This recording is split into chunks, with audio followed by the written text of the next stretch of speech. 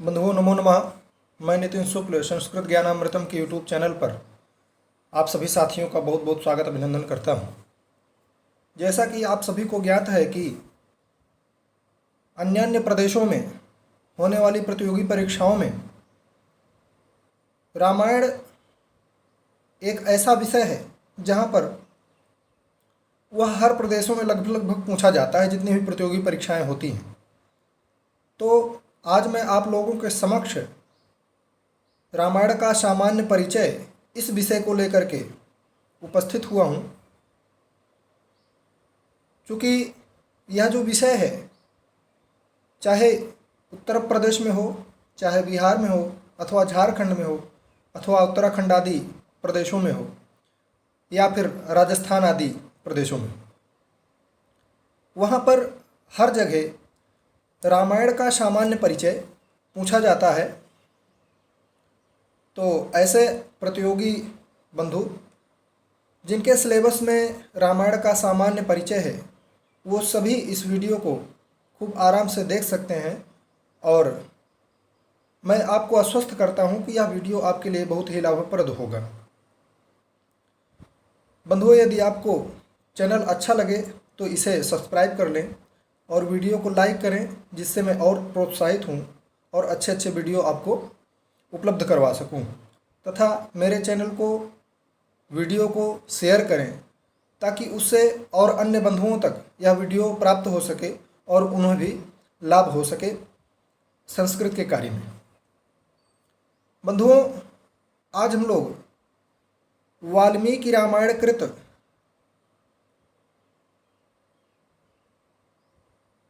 रामायण का सामान्य अध्ययन प्राप्त करेंगे। सबसे पहले यहाँ पर देखेंगे लिखा हुआ है आदि काव्य रामायण महर्षि वाल्मीकि की कृति है।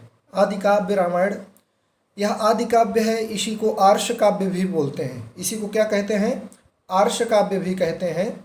तो यह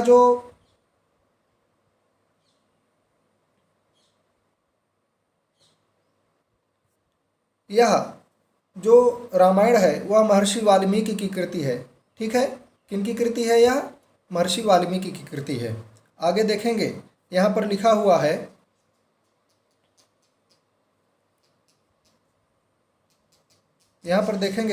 है रामायण लौकिक साहित्य का आदि ग्रंथ होने के कारण आदि काव्य तथा वाल्मीकि। अब देखिए यह क्या हो गया? लौकिक साहित्य का आदि ग्रंथ होने के कारण इसको आदि काव्य कहा जाता है। क्या कहा जाता है?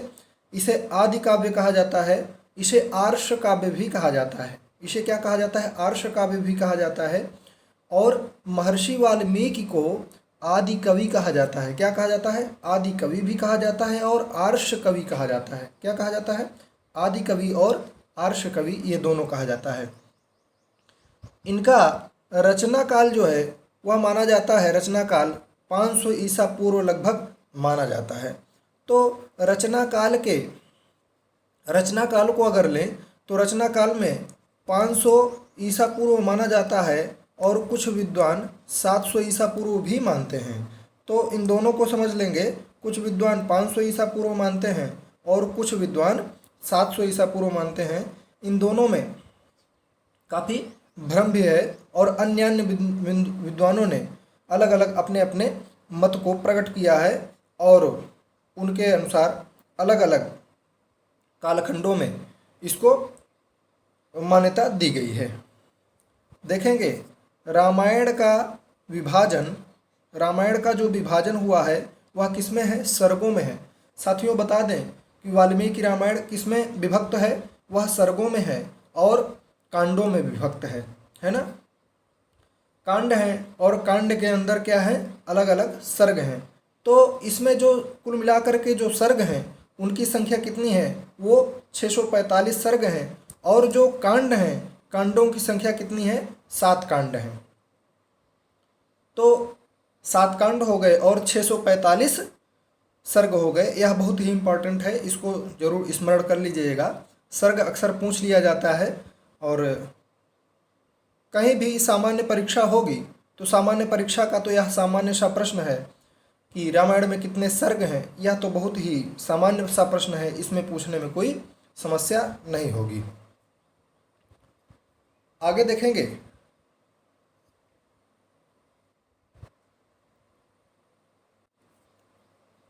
आगे देखेंगे कि रामायण में 7 कांड हैं। यहाँ फिर से लिखा हुआ है रामायण में 7 कांड हैं।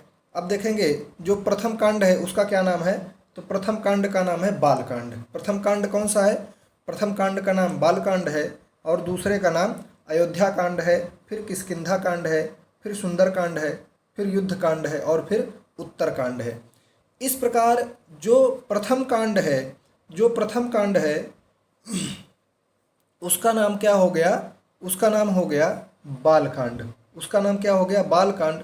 और जो अंतिम कांड है उसका नाम हो गया उत्तरकांड। ये तो बहुत ही आवश्यक है आपको स्मरण करना कि रामायण का प्रथम कांड कौन सा है। तो रामायण का प्रथम कांड बालकांड हो गया, और रामायण का जो अंतिम कांड है वह उत्तरकांड के नाम से जाना जाता है। हालांकि हमको सभी कांडों को के नाम को स्मरण करना है। जैसे भगवान राम का प्राकट्य हुआ तो बाल लीला आदि का कार्यक्रम चालू हुआ तो बालकांड हो गया उसमें। इसके बाद फिर वह जहाँ पर जन्मे वह अयोध्यापुरी थी, और फिर इसके बाद अयोध्या कांड आ गया। फिर इसके बाद क्या हुआ कि अयोध्या कांड के बाद किष्किंधा कांड आ गया। फिर कौन सा कांड आया, किष्किंधा कांड आ गया। किष्किंधा कांड के बाद सुंदर कांड आ गया, और सुंदर कांड के बाद युद्ध कांड आया, फिर उत्तर कांड आ गया।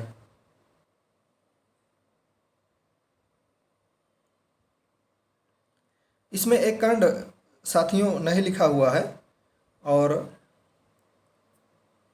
चूंकि इसमें देखेंगे तो 6 कांड ही हैं। एक यह हो गया, 1 2 3 4 5 और 6, है ना। तो इसमें जो अयोध्या कांड के बाद यहाँ देख लेंगे, यहाँ पर अयोध्या कांड के बाद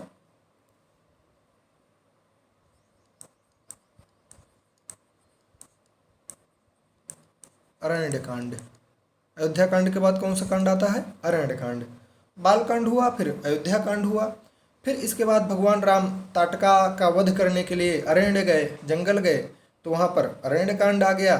फिर इसके बाद भगवान राम को वनगमन हो गया, और वहाँ पर जा कर के सुग्रीव आदि से मिले, वह किष्किंधा कांड हो गया। फिर हनुमान जी जिसमें माता सीता का खोज करते हैं, माता सीता की खोज करते हैं, वह जो कांड है वह सुंदर कांड हो गया। इसके बाद फिर राम भगवान और रावण का सेनाओं से युद्ध होता है, वह युद्ध कांड हो गया। इसी में रावण परास्त होता है और उसका जीवन समापन होता है, युद्ध कांड में हो गया। और फिर उत्तर कांड, और इसी युद्ध कांड में क्या होता है, भगवान राम माता सीता सहित वापस आते हैं। उत्तर कांड में पुनः माता सीता को लोकापवाद के कारण उन्हें वनगमन जाना पड़ता है। इस प्रकार ये 7 कांड हम लोग देखेंगे, आगे वर्णित है। आगे देखेंगे, यहाँ पर लिखा हुआ है रामायण में मुख्यतः अनुष्टुप छंद है। तो रामायण में मुख्य रूप से कौन सा छंद वर्णित है, रामायण में मुख्य रूप से बंधुओं अनुष्टुप छंद है ना। रामायण में मुख्य रूप से कौन सा छंद है, तो अनुष्टुप छंद है। अच्छा, यह जो अनुष्टुप छंद है, इस अनुष्टुप छंद को, यह जो अनुष्टुप छंद है, इस अनुष्टुप छंद को और किस नाम से जाना जाता है, तो इसे श्लोक के नाम से जाना जाता है। किस नाम से जाना जाता है, श्लोक के नाम से जाना जाता है। तो जो अनुष्टुप छंद है उसको श्लोक भी कहते हैं। तो यदि प्रश्न में आ जाए, प्रश्न क्या रहे, प्रश्न में यह आ जाए कि रामायण में मुख्य रूप से कौन सा छंद है, और उसमें ऑप्शन में अनुष्टुप ना रहे, अनुष्टुप ना हो करके श्लोक शब्द रहे, तो श्लोक माने भी होता है क्या, अनुष्टुप। तो आप लोग आगे देखेंगे, यहाँ पर लिखा हुआ है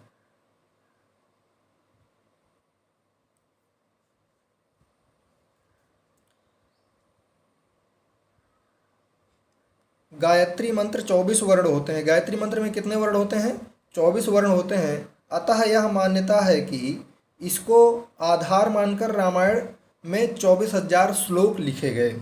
ऐसी मान्यता है कि गायत्री में कितने मंत्र होते हैं?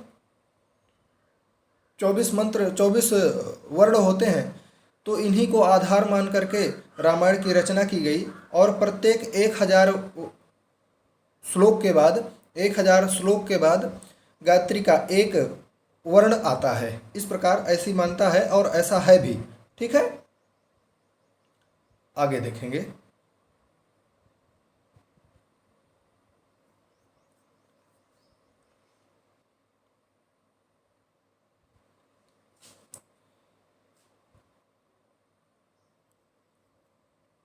यहाँ देखेंगे लिखा हुआ है, प्रत्येक 1,000 श्लोक के बाद गायत्री मंत्र के नए वर्ण से नया श्लोक प्रारंभ होता है। तो प्रत्येक 1,000 श्लोक जैसे ही बीतता है तो उससे क्या होता है, उसके बाद गायत्री मंत्र का एक नया वर्ण आता है।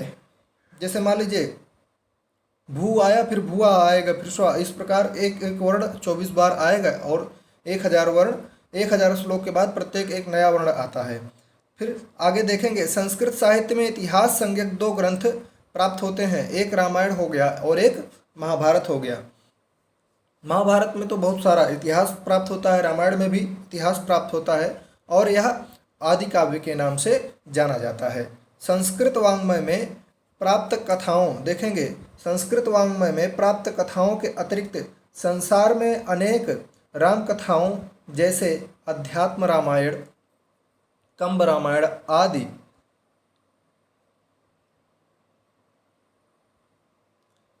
है ना, यहाँ देख लेंगे।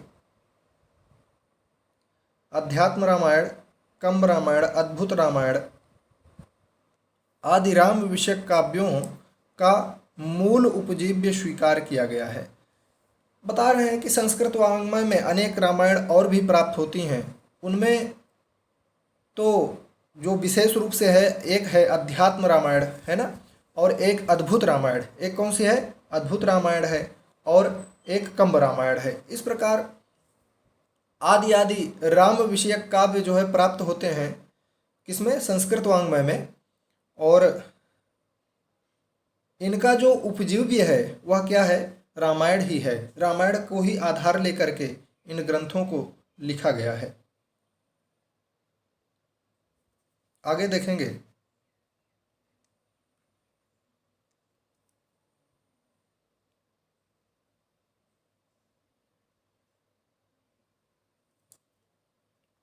आगे देखेंगे यहाँ पर क्या लिखा है।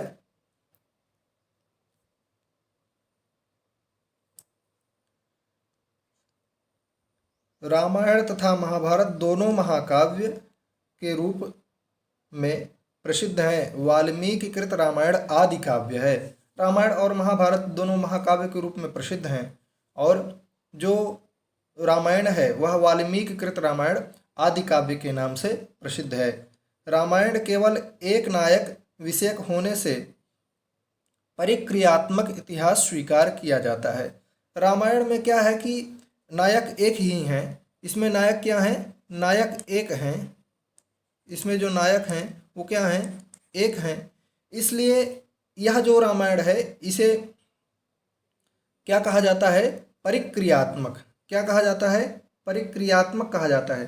परंतु जिसमें अनेक नायक होते हैं, जिसमें नायक क्या हों, जिस काव्य में नायक अनेक हों, नायक क्या हों? अनेक हों, अर्थात एक से अधिक हों, तो वह जो काव्य होता है उसे क्या कहा जाता है? उसे कहा जाता है पुराकल्पात्मक। पुराकल्पात्मक,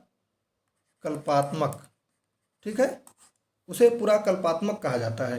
तो इस प्रकार यह जो रामायण है यह क्या है? यह परिक्रियात्मक है। यह क्या है? यह परिक्रियात्मक है। आगे देखेंगे, यहाँ पर देखेंगे क्या लिखा हुआ है। ये वाला, हाँ ये वाला, पुराकल्पात्मक इतिहास अनेक नायकों से संबंध होता है। पुराकल्पात्मक इतिहास का अनेक नायकों से उसका संबंध होता है। ठीक है,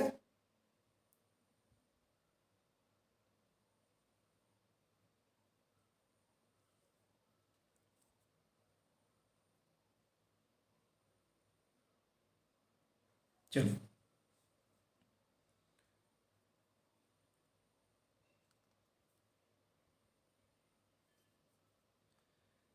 यहाँ देखेंगे लिखा हुआ है, महाभारत में अनेक नायक विषयणी कथाएं होने से उसे पुराकल्पात्मक इतिहास माना जाता है। इतिहास पुराण को भी पंचम वेद की संज्ञा दी गई है। इतिहास और पुराणों को पांचवा वेद माना जाता है, ऐसा कहा गया है। क्या कहा गया है उसके बारे में? इतिहास है पुराणम पंचम वेदानाम वेदः। इतिहास और पुराणों को पांचवा वेद, वेदों में भी पांचवा वेद माना जाता है। ठीक है, आगे देखेंगे, यहाँ लिखा हुआ है,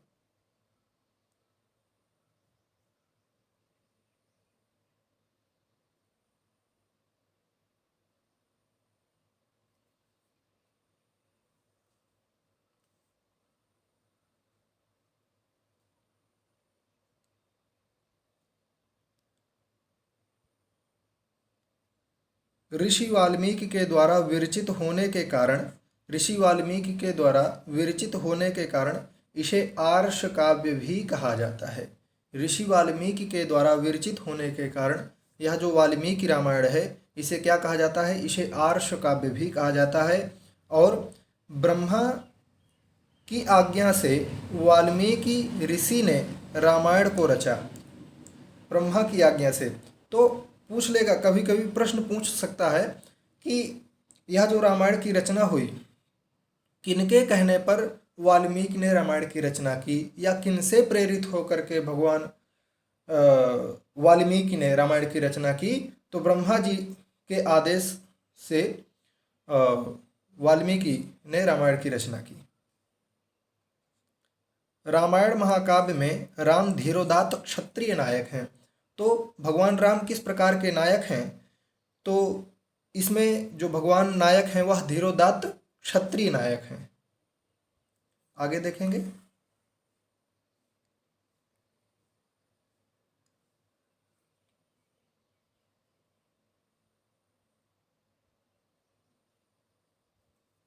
यहां देख लेंगे, रामायण में तपः स्वाध्याय निरतम तपस्वी वाग विदाम वरम, ऐसा बोला गया है। यह रामायण का क्या है? मंगलाचरण के रूप में उपस्थित किया गया है। क्या है? तपः स्वाध्याय निरतम तपस्वी वाग विदाम वरम, यह पूछ सकता है। रामायण का मंगलाचरण इत्यादि मंगलाचरणात्मक पद्य में वस्तु निर्देशात्मक मंगलाचरण है। तो वाल्मीकि रामायण में जो मंगलाचरण है वह कैसा मंगलाचरण है? नमस्कारात्मक है, या फिर वस्तु निर्देशात्मक है, और या फिर आशीर्वादात्मक है। तो यहाँ पर जो मंगलाचरण का प्रयोग किया गया है वह कैसा है? वह वस्तु निर्देशात्मक मंगलाचरण है। देखेंगे, आगे लिखा हुआ है, बुद्ध चरित में अश्वघोष वाल्मीकि का नाम लेकर उन्हें प्रथम अनुष्टुप छंद का रचयिता स्वीकार करते हैं। तो बुद्ध चरितम में अश्वघोष जो है, अश्वघोष बुद्ध चरितम की कृति कौन सी है? अश्वघोष की कृति कौन सी है? वह बुद्ध चरितम है। और उसमें वे वाल्मीकि का नाम लेकर के कह रहे हैं कि अनुष्टुप छंद के का रचयिता किन्हें स्वीकार किया है? वाल्मीकि को। तो अनुष्टुप छंद के रचयिता किन्हें माना जाता है? वाल्मीकि ऋषि को, वाल्मीकि महर्षि को माना जाता है। और इस प्रकार बुद्ध चरितम में अश्वघोष क्या कह रहे हैं? वाल्मीकिरादौ च ससर्ज पद्यम, वाल्मीकिरादौ च ससर्ज पद्यम। इस प्रकार आगे देखेंगे, यहाँ देख लीजिए, कांडों का नाम दिया हुआ है, अलग अलग कांड हो गए और अलग अलग उसमें प्राप्त होने वाले सर्ग हो गए।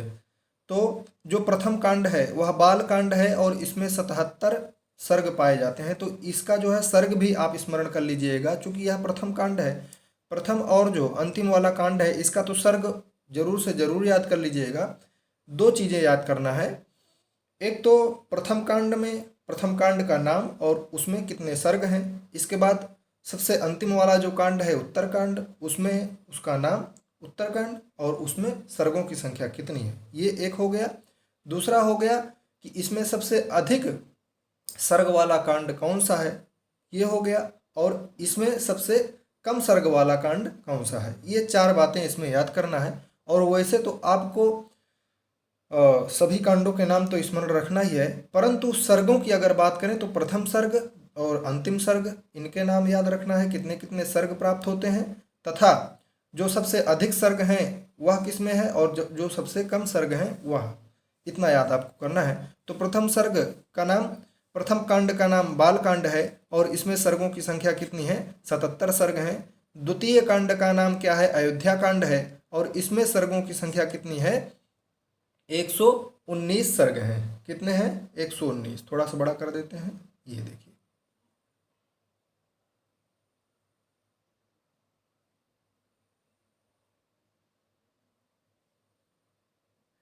जी,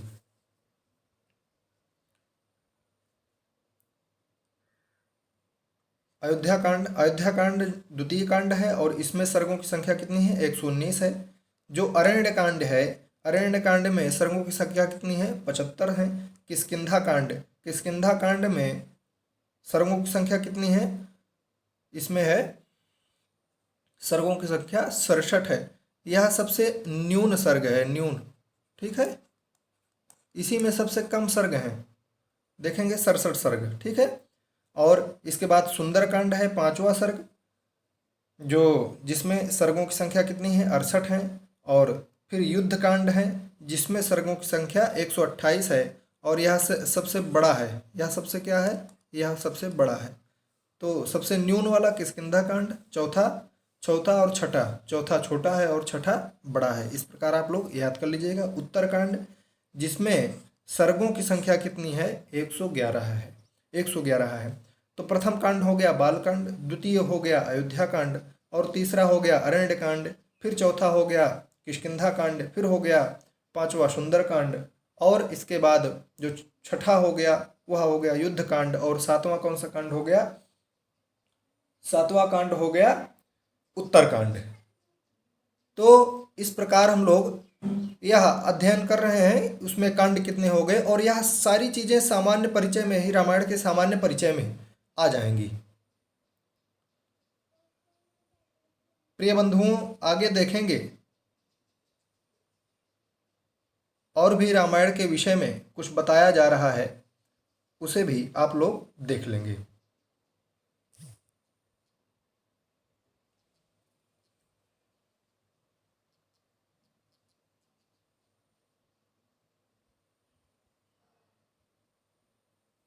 जी, यहाँ देखेंगे लिखा हुआ है, राम जन्म, जो प्रथम कांड है वह प्रथम कांड कौन सा है, वह बाल कांड है। तो जो बाल कांड में वर्णित विषय है, उसमें बता रहे हैं कि बाल कांड में कौन कौन सा वर्णित विषय है। पहली बात तो भगवान राम का उसमें जन्म होता है। दूसरा ये होता है कि किशोर और कौमारावस्था का उसमें वर्णन किया गया है, किशोर और कौमारावस्था का वर्णन उसमें बालकांड में किया गया है। इसके बाद राम लक्ष्मण योः विश्वामित्रेण सह वनगमनम, वनगमन में जब वनगमन होता है तो यह किसमें होता है, यह अयोध्या कांड में ही वनगमन हो जाता है। और वनगमन के समय कौन कौन जाता है, विश्वामित्र, महर्षि विश्वामित्र के साथ। तो उसमें भगवान राम और लक्ष्मण जाते हैं, किनके साथ जाते हैं, विश्वामित्र के साथ जाते हैं। विश्वामित्रेण सह वनगमनम, और रामस्य, देखेंगे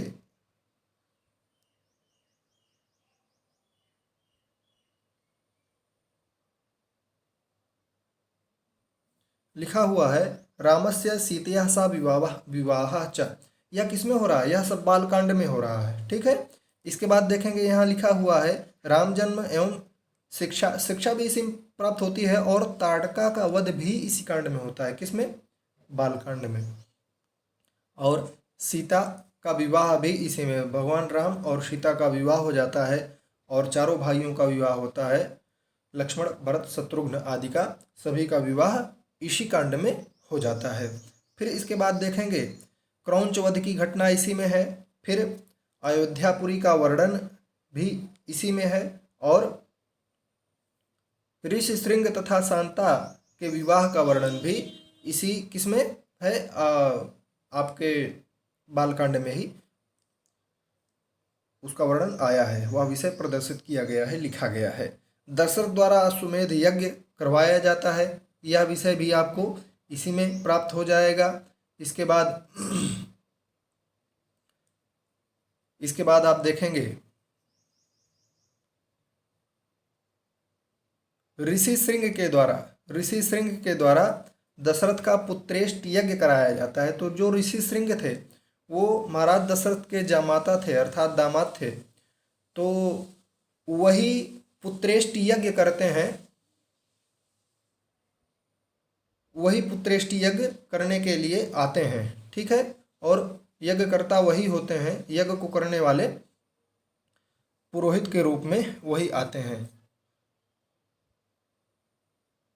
श्रीष्मावतार, भरत लक्ष्मण तथा शत्रुघ्न का जन्म भी इसी बालकांड में ही वर्णित है। ताटका वध, विश्वामित्र के यज्ञ की रक्षा, यह भी वर्णित है। गंगा से कार्तिकेय की उत्पत्ति का प्रसंग भी इसी में है, और सगर के पुत्रों की उत्पत्ति तथा यज्ञ की तैयारी भी बालकांड में ही उसका वर्णन आया है।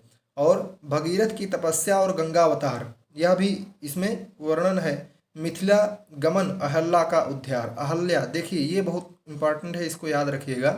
अहल्या का उद्धार किसमें होता है, यह वर्णन किसमें है, तो अयोध्या कांड में ही है। और त्रिशंक का यज्ञ श्री राम द्वारा धनुर्भंग, यह भी किसमें है, यह अयोध्या कांड में ही है, बालकांड में ही, क्षम्यता बालकांड में। ये सारी चीज़ें किसमें है, बालकांड में, पहला कांड हम लोग देख रहे हैं ना। हाँ, और इसके बाद श्री राम आदि चारों भाइयों का विवाह भी इसी बालकांड में ही हो जाता है।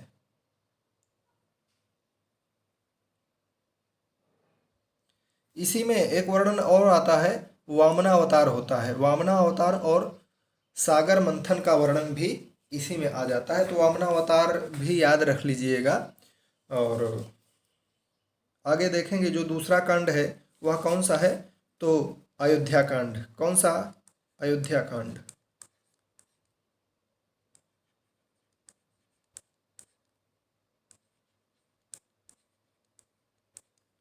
अब जो यह अयोध्या कांड है इसमें कौन कौन सा विषय वर्णित है उसको बता रहे हैं।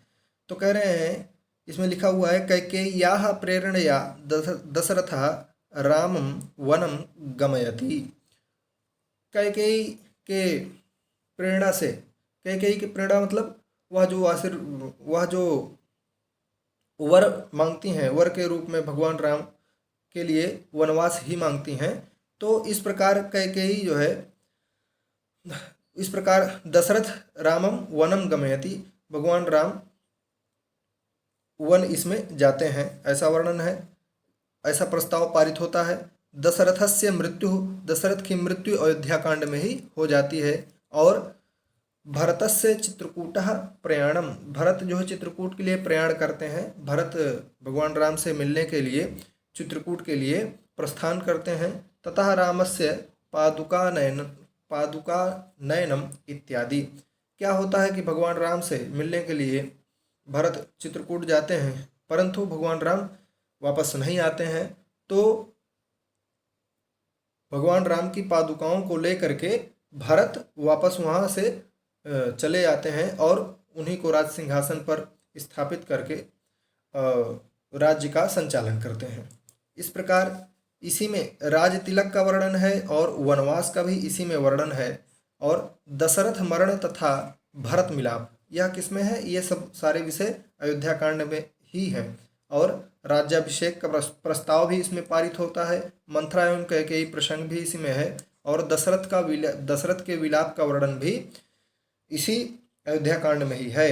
राम की वन यात्रा, स्त्रियों का विलाप, इसका भी वर्णन है। भगवान राम की वन यात्रा और स्त्रियां भी विलाप करती हैं। निषाद राज गुह का वर्णन है इसी में, किसमें, अयोध्या कांड में ही। यह बहुत इंपॉर्टेंट है, निषाद राज गुह से भी मुलाकात होती है भगवान राम की। आगे देखेंगे, लिखा हुआ है, प्रयाग भरद्वाज आश्रम में राम का अतिथि सत्कार होता है। प्रयाग भरद्वाज आश्रम में भगवान राम का क्या होता है? अतिथि सत्कार होता है।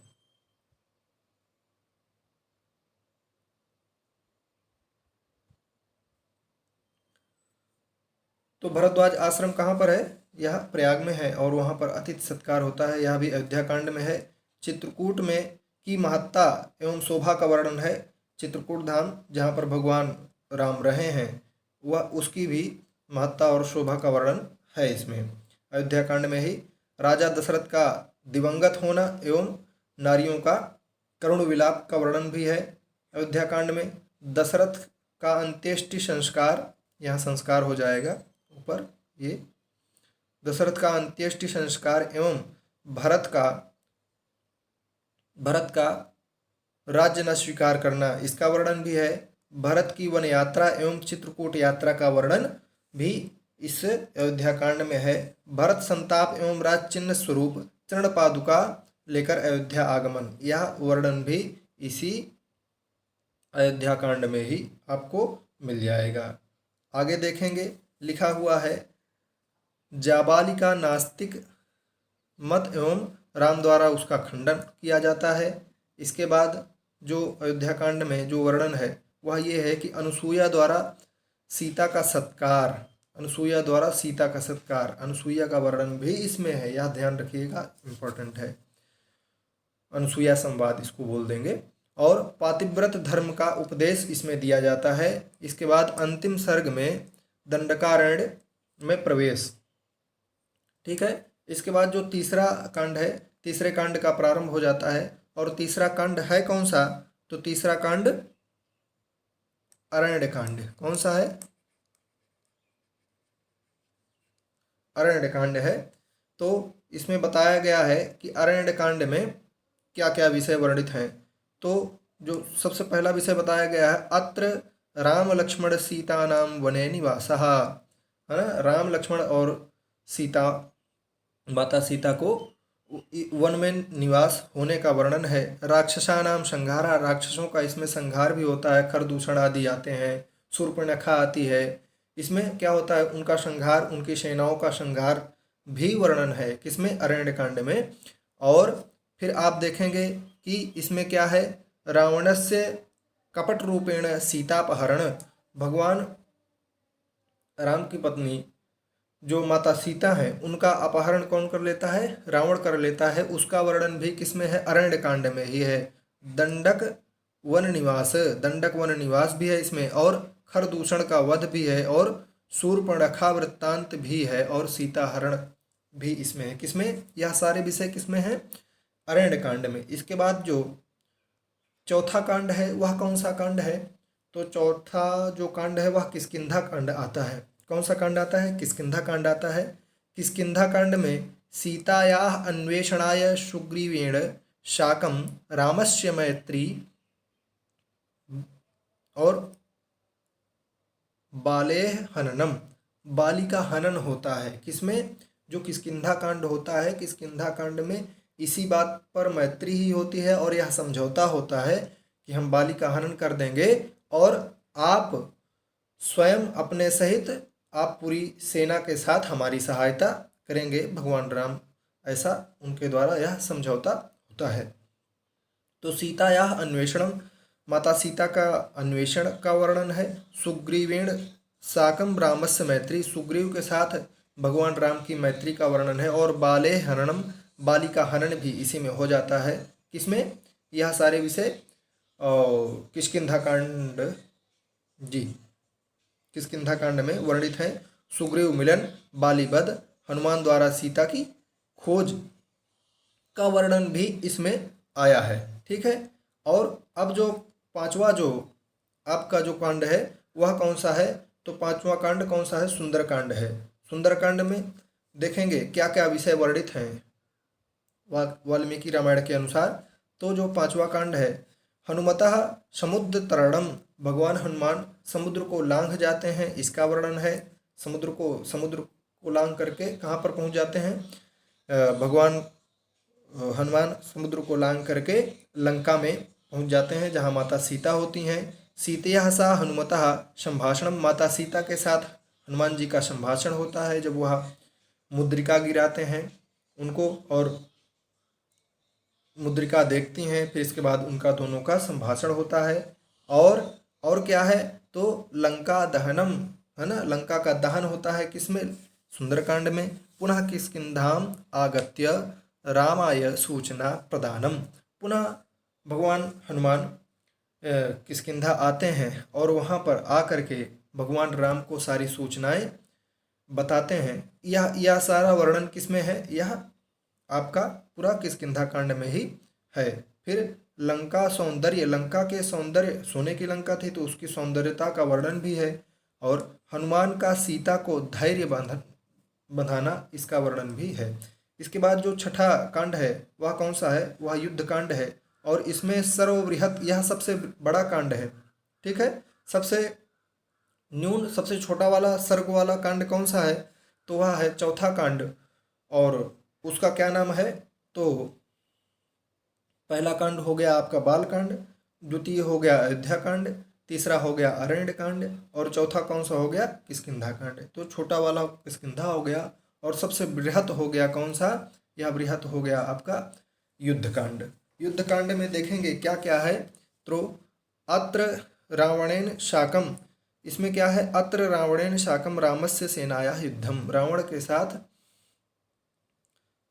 राम की सेना का युद्ध होता है, राम रावण युद्ध होता है किसमें, युद्ध कांड में, जैसा कि इसका नाम है वैसे ही। और रावण से संहारा, इसमें रावण का संहार भी किया जाता है। और लंकायाम विभीषण से राज्याभिषेकः, और राजलक्ष्मी राम लक्ष्मण सीता सहित इनका राज्याभिषेक का वर्णन भी इसमें वर्णित है। आगे देखेंगे और इसमें कौन सा विषय है, और राम रावण युद्ध वर्णित है। फिर जो सातवां कांड और सबसे लास्ट, सबसे अंतिम वाला कांड है वह कौन सा है, तो वह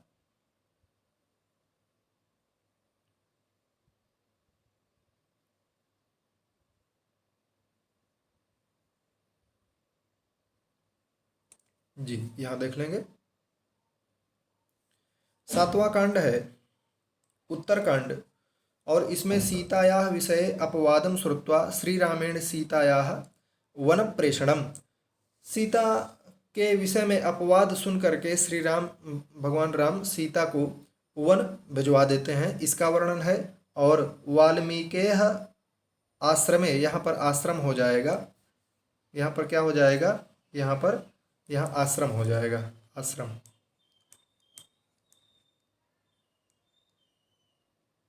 आश्रमे, तो वाल्मीके आश्रमे लव कुशयोः जननम, वाल्मीकि ऋषि के आश्रम में लव और कुश का जन्म होता है, इसका वर्णन है।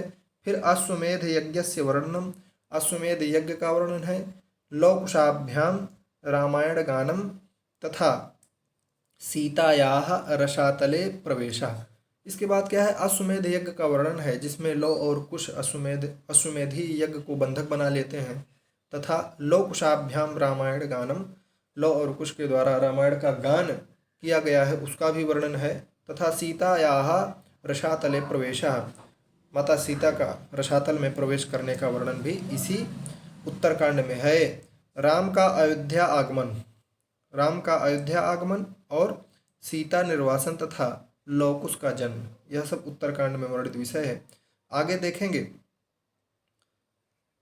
रामायण से सप्तकांडानि सन्ति, रामायण में कितने कांड हैं, 7 कांड हैं, ऊपर बता ही दिए हैं। आहत्य 24,000 श्लोकाः वर्तन्ते, इन 7 कांडों में कितने श्लोक प्राप्त होते हैं, 24,000 श्लोक प्राप्त होते हैं। अतः चतुर्विंशतिसहस्री संहिता इति रामायणस्य नामांतरम, यह जो 24,000 श्लोक हैं इसीलिए इसको चतुर्विंशतिसहस्री संहिता के नाम से जाना जाता है। रामायण से आद्य श्लोक मानिषाद प्रतिष्ठां त्वमगमः शाश्वती क्षमाः यत् क्रौंच मिथुना देक मवधीहि काम मोहितम, रामायण का आद्य श्लोक यही है। आगे बता रहे हैं कि रामायण का प्रधान जो रस है वह किसे स्वीकार किया गया है, करुण रस को स्वीकार किया गया है। तो रामायण का प्रधान अंगीरस कौन सा है? करुण रस है। आगे देखिए,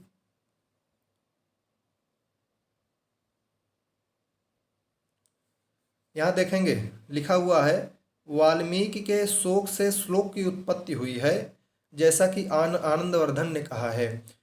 आनंदवर्धन ऐसा कहते हैं कि वाल्मीकि के शोक से ही श्लोक की उत्पत्ति हुई है। वह शोक की उत्पत्ति क्यों हुई वाल्मीकि के को आगे बताया जाएगा।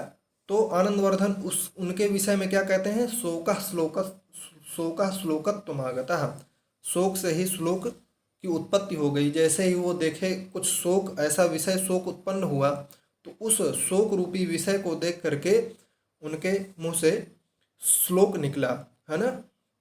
वह श्लोक कौन सा था जो अभी आप पूर्व में देखे हैं? यही श्लोक था। कौन सा?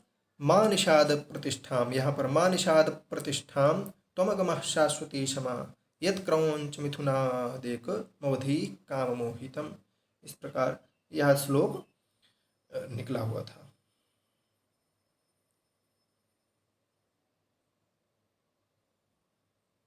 आगे देख लेंगे।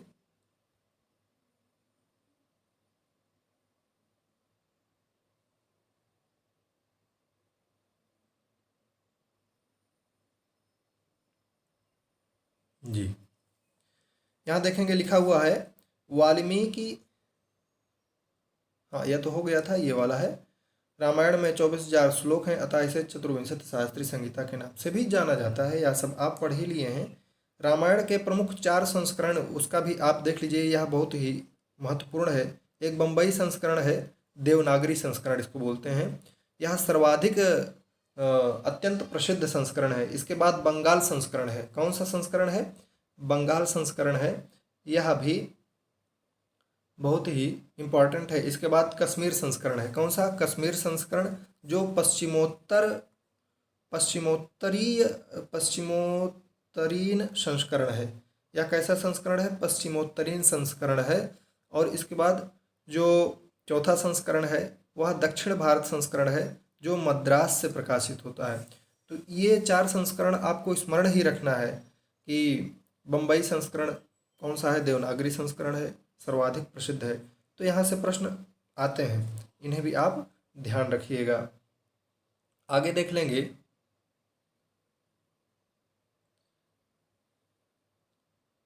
आगे जो यह विषय है यह अत्यंतोपयोगी है, अत्यंतोपयोगी है, क्योंकि यहाँ से अक्सर प्रश्न पूछे जाते हैं। रामायण पर लिखी प्रमुख टीका है, रामायण पर लिखी गई प्रमुख टीका है, उनको देखेंगे। चूंकि टीकाओं से अक्सर प्रश्न पूछे जाते हैं। तो रामानुजीय टीका लिखी गई। कौन सी टीका लिखी गई? रामानुजीय टीका लिखी गई। और इसको जो लिखने वाले हैं, इसको लिखने वाले कौन हैं? रामानुज हैं। इसको लिखने वाले कौन हैं? रामानुज हैं। इसीलिए इस टीका का नाम क्या हो गया? रामानुजी टीका हो गई। और यह जो टीका लिखी गई है यह वाल्मीकि रामायण पर लिखी गई है। यह यहाँ पर जितनी भी टीकाएं आपको वर्णित हैं ये सभी वाल्मीकि रामायण पर ही लिखी गई हैं। यहाँ पर देखेंगे सर्वार्थ सार टीका, यह वेंकटेश के द्वारा लिखी गई है। और रामायण तत्व दीपिका, जिसे तीर्थीय टीका भी बोलते हैं, यह महेश तीर्थ के द्वारा लिखी गई है। किनके द्वारा? आचार्य महेश तीर्थ के द्वारा लिखी गई है। फिर विवरण टीका लिखी गई है, महर्षि वाल्मीकि रामायण पर यह टीका लिखी गई है। इसको लिखने वाले ईश्वर दीक्षित हैं। और फिर अमृत कतक नाम की टीका लिखी गई है, जिसको लिखने वाले माधव योगी हैं। और इस टीका को कतक भी बोलते हैं। क्या बोलते हैं? कतक। आगे देखेंगे रामायण भूषण नाम की जो टीका है गोविंदराजकृत है, गोविंदराजकृत। वाल्मीकि हृदय, यह है अहोबल की, है ना। और रामायण तिलक, ये किनकी है? यह राजा रामवर्मा की है। और रामायण शिरोमणि, यह जो टीका लिखी गई है वंशीधर एवं शिवसहाय के द्वारा लिखी गई है। तो इसमें देखिए ये सभी इम्पॉर्टेंट है, बहुत ही आवश्यक हैं। आप सभी इनको चाहे ट्रिकी बेस पर या अपनी मेधा के अनुसार इनको याद करना है। अक्सर सभी परीक्षाओं में लगभग इन टीकाओं के बारे में पूछ लिया जाता है कि रामानुजी टीका जो रामायण पर आश्रित टीका है, रामायण पर लिखी गई टीका है, इसको लिखने वाले कौन हैं? तो रामानुज हैं। इस प्रकार ये सभी अत्यंत उपयोगी है। इसमें हम किसी को यह नहीं कह सकते हैं कि यह बहुत उपयोगी है, यही आएगा या ये नहीं आएगा। इनको आप सबको स्मरण कर लीजिए और ध्यान कर लीजिए। आगे देखेंगे, आगे का विषय है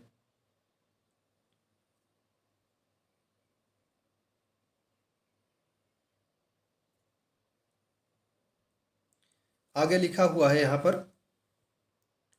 रामायण को संस्कृत काव्य परंपरा में, रामायण को संस्कृत काव्य परंपरा में उपजीव्य भी कहा जाता है। रामायण संस्कृत काव्य परंपरा में उपजीव्य क्यों कहा जाता है? क्योंकि जो परवर्ती काव्यकारों ने इससे प्रेरित होकर के अनेक काव्य, नाटक आदि की रचना की, इसीलिए इस काव्य को क्या कहा जाता है? इसे उपजीव्य काव्य भी कहा जाता है। रामायणाश्रित कुछ ग्रंथ यहाँ पर बताए जा रहे हैं, रामायणाश्रित कुछ ग्रंथ यहाँ पर बताए जा रहे हैं। प्रमुख काव्य ग्रंथ कौन कौन से हैं? रघुवंशम हो गया, रामायणाश्रित ग्रंथ है। इसके बाद सेतुबंध हो गया, फिर जानकी हरण हो गया, फिर रावण भट्ट हो गया, फिर रामायण मंजरी हो गया, है ना। इसके बाद रामायणाश्रित प्रमुख नाटक ग्रंथ अभिषेक नाटक हो गया, प्रतिमा नाटक हो गया, है ना, कुंदमाला हो गया, यहाँ पर देखेंगे कुंदमाला हो गया, और महावीर चरित हो गया। ये सब किसमें है? यह रामायण आश्रित ग्रंथ हैं ये सभी। यहाँ पर देखेंगे रघुवंशम किसकी कृति है? तो कालिदास की कृति है, सेतुबंध प्रवर सेन की है ना। देख लेंगे।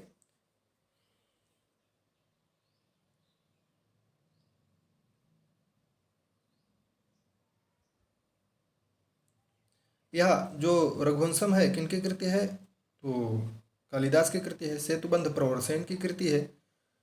जानकी हरण किनका है? तो जानकी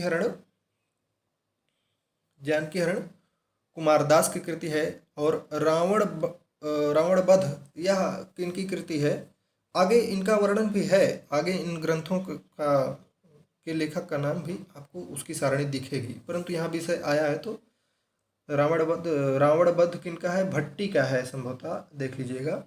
और रामायण मंजरी क्षेमेंद्र की है। इसी प्रकार अभिषेक नाटक और प्रतिमा नाटक आदि भास के हो गए। कुंदमाला किनका हो गया? यह जो कुंदमाला है, कुंदमाला किनका हो गया? ये कुंदमाला संभवतः दिंगनाग का है। और जो महावीर चरितम किनका है? अश्वघोष का है। तो अभी इनको देख भी लेंगे, यदि कोई इसमें ऐसा हुआ हो कि हम गलत बता दिए हों तो आप उसे अभी सही मत मानिएगा, जहां हम लिखे हुए हैं वहां देख लीजिएगा। अथवा मान लीजिए जो हमारी तरफ से अगर कुछ गलत बता भी दिया जाता है तो आप उसको कमेंट करके मुझे सूचित किया करिए कि हाँ सर, आपके द्वारा यह संभवतः गलत बताया गया है। तो उसको हम सुधारने का प्रयास भी करेंगे, और प्रयास जहाँ तक हमारा होगा कि जो भी जानकारी आपको दी जाए वह उचित और सही जानकारी दी जाए। उत्तर रामचरितम, भवभूति अनर्घ राघवम, इसको देख लेंगे। बाल रामायण राजशेखर और महानाटक और प्रसन्न राघव, ये सभी ग्रंथ रामायण आश्रित ही हैं। रामायण आश्रित प्रमुख चंपू ग्रंथ भी लिखे गए हैं। चंपू ग्रंथ में रामायण चंपू और उत्तर चंपू, ये बहुत ही इम्पॉर्टेंट है। रामायण चंपू और उत्तर चंपू अक्सर पूछा जाता है, बहुत स्थानों पर पूछा गया है, बहुत जगह पूछा गया है, कई बार पूछा गया है, सहस्त्रों बार पूछा गया है। तो रामायण चंपू और उत्तर चंपू, इन दो ग्रंथों को याद कर लीजिएगा। ये दोनों चंपू ग्रंथ रामायणाश्रित हैं। इसके बाद देखेंगे यहाँ पर लिखा हुआ है,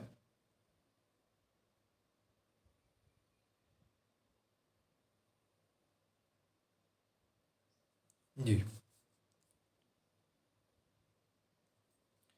यहाँ देखेंगे संस्कृत साहित्य में परंपरा सिद्धरस प्रबंध से विख्यात है। जो संस्कृत साहित्य की परंपरा में रामायण सिद्धरस, किस नाम से? सिद्धरस के नाम से विख्यात है। और ऐसा कहने वाले कौन है? आनंदवर्धन रामायण के संदर्भ में यह वचन कौन बोले हैं? आनंदवर्धन बोले हैं। बता रहे हैं समालोचना जगत में वाल्मीकि को, समालोचना जगत में वाल्मीकि को कैसा देखा जाता है, तो उसके बारे में बता रहे हैं। यहाँ पर लिखा हुआ है वाल्मीकि मधुर उक्तियों के मार्गदर्शक हैं। वाल्मीकि मधुर उक्तियों के मार्गदर्शक हैं। मधुमय भणती नाम मार्गदर्शी महर्षि, ऐसा बोला गया है और ऐसा बोलने वाले भोज हैं। भोज ने यह वचन वाल्मीकि के संदर्भ में रामायण चंपू में कहा है। तो रामायण चंपू किनकी कृति है? रामायण चंपू बहुत अच्छा और इम्पोर्टेंट है। रामायण चंपू यह किनकी कृति है? तो ये हो गई भोज की कृति। किस पर आश्रित है यह ग्रंथ? तो यह जो ग्रंथ है वह रामायणाश्रित चंपू है। ठीक है, चंपू काव्य है और रामायण चंपू किनकी कृति है? तो भोज की कृति है। तो रामायण चंपू में ही भोज कहते हैं मधुमय भणती नाम मार्गदर्शी महर्षि, ऐसा बोलते हैं। आगे देखेंगे यहाँ पर आचार्य क्षेमेंद्र ने रामायण मंजरी में कहा है कि जिस प्रकार वर्णों में ओंकार प्रथम है, जिस प्रकार वर्णों में क्या प्रथम है? ओंकार प्रथम है, उसी प्रकार वाल्मीकि कवियों में प्रथम है। जिस प्रकार वर्णों में ओंकार की महत्ता है, ओंकार सबसे पहले उच्चरित होता है, उसी प्रकार यदि कवियों की बात की जाए तो सबसे पहले महर्षि वाल्मीकि का नाम होता है। और क्षेमेंद्र क्या कहते हैं? ओंकारी उवर्णानाम प्रथमो मुनि। ओंकारी उवर्णानाम प्रथमो मुनि किनके बारे में कहा गया है? महर्षि वाल्मीकि के बारे में कहा गया है। और ओंकारी उवर्णानाम प्रथमो मुनि यह उक्ति कौन कहते हैं? तो आचार्य क्षेमेंद्र। किसमें कहते हैं? रामायण मंजरी में कहते हैं। आगे देख लेंगे रामायण के बालकांड में कहा गया है। रामायण के बालकांड में क्या कहा गया है? यावत् स्थास्यन्ति गिरयः सरितश्च महीतले तावत् रामायण कथा लोकेषु प्रचरिष्यति। इस प्रकार यह बालकांड में कहा गया है। त्रिविक्रम भट्ट कहते हैं सदूषणापि निर्दोषा शखरा शिशुकोमला नमस्तस्मै कृतायेन रम्या रामायणी कथा। यह बहुत ही इम्पॉर्टेंट है, इसको आप ध्यान रखिएगा। यह अक्सर पूछा जाने वाला प्रश्न है कि त्रिविक्रम भट्ट यह उक्ति किसकी है? सदूषणापि निर्दोषा शखरा शिशुकोमला नमस्तस्मै कृतायेन रम्या रामायणी कथा। तो यह उक्ति त्रिविक्रम भट्ट के लिए की है। और किसके बारे में बोला गया है? तो वाल्मीकि रामायण के बारे में बोला गया है। आगे देख लेंगे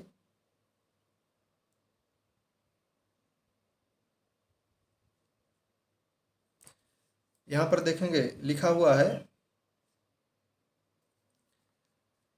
स्कंद पुराण में।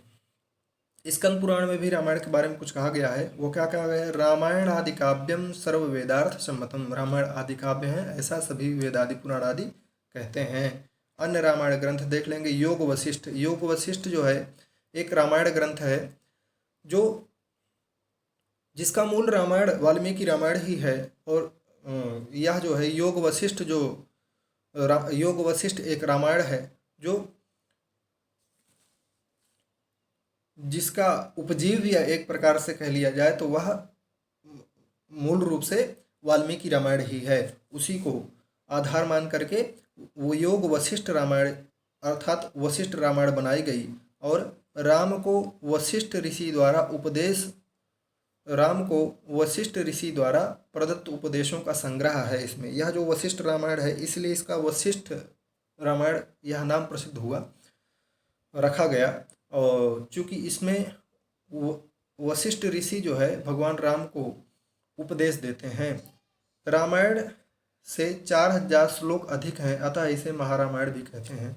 देखिए सामान्य रूप से तो आप सभी जान रहे हैं कि वाल्मीकि रामायण में 24,000 श्लोक हैं, परंतु जो वशिष्ठ रामायण है उसमें 4000 श्लोक इससे अधिक हैं।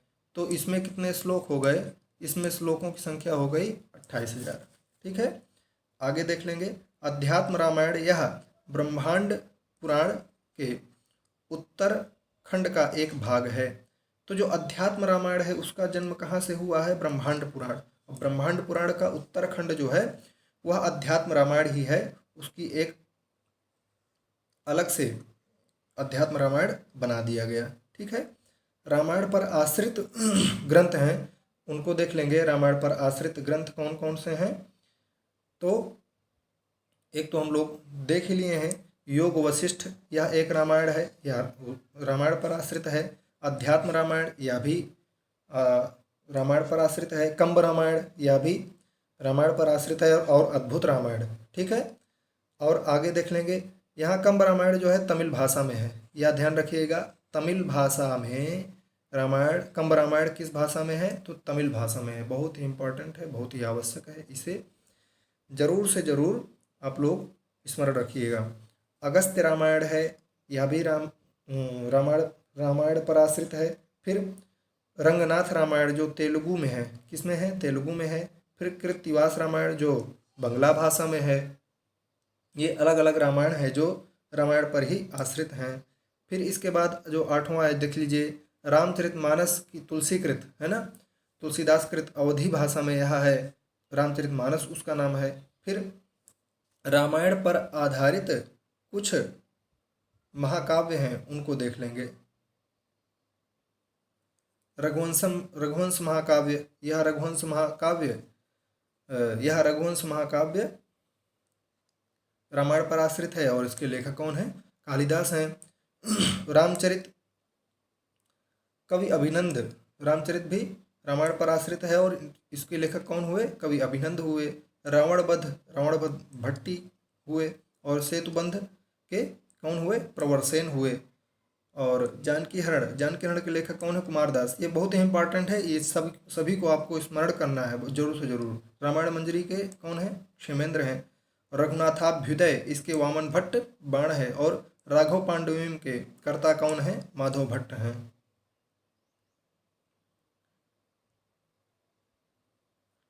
आगे देख लेंगे,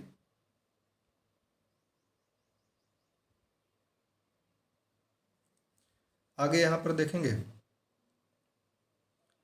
रामायण सार, इसके कर्ता कौन है? रघुनाथ हैं। और रामायण पर आधारित कुछ रूपक ग्रंथ देख लेंगे। प्रतिमा नाटक के कर्ता कौन है? भास हैं। अभिषेक नाटक के कर्ता कौन है? ये भी भास हैं। ये दोनों बहुत ही इंपॉर्टेंट है, इनको याद रखिएगा। कुंदमाला के कर्ता कौन है? दिंगनाग है। उत्तर रामचरितम के कर्ता कौन है? भवभूति हैं। और महावीर चरितम के कर्ता कौन है? भवभूति हैं। ये सब रामायणाश्रित ग्रंथ हैं।